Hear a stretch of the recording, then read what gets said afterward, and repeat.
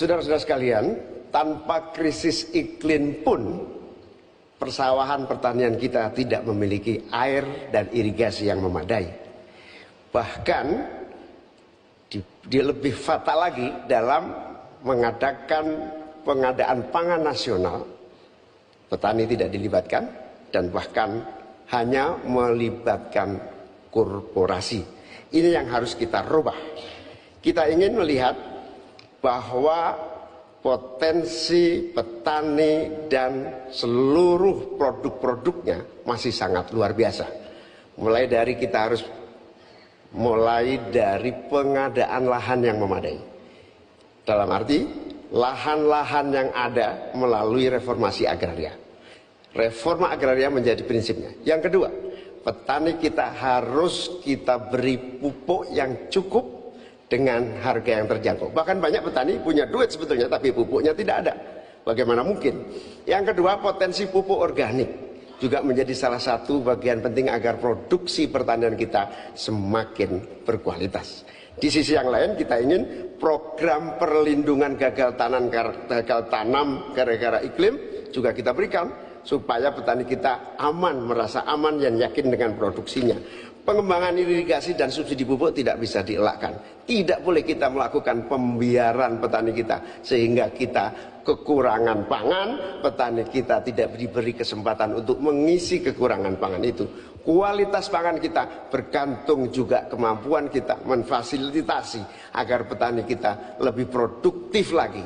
Dengan cara ini, desa-desa kita libatkan untuk menjadi bagian dari satu kesatuan pengadaan pangan yang berkualitas, sekaligus kita hentikan untuk ketergantungan dari pangan di luar produksi kita sendiri.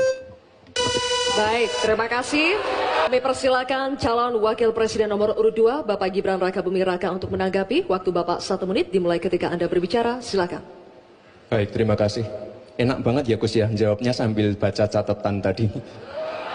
Kuncinya di sini adalah ekstensifikasi dan intensifikasi lahan. Kemarin tahun lalu kita sudah bangun pabrik pupuk di Fak-Fak. Kuncinya untuk meningkatkan produktivitas, ya kita harus genjot kawasan industri pupuk. Kita dekatkan pupuknya dengan lahan-lahan pertaniannya. Kuncinya pupuk, dan pupuk harus didekatkan dengan lahan-lahan pertanian. Otomatis produktivitas akan meningkat. Dan jangan lupa mekanisasi. Kita ingin meningkatkan produktivitas para petani, pakai RMU, pakai combine harvester, dan juga kita melibatkan generasi muda melalui smart farming, pakai IoT untuk melihat pH tanah, keasaman tanah, kesuburan tanah, dan juga penggunaan drone untuk penyemprotan pestisida. Terima kasih. Baik, terima kasih.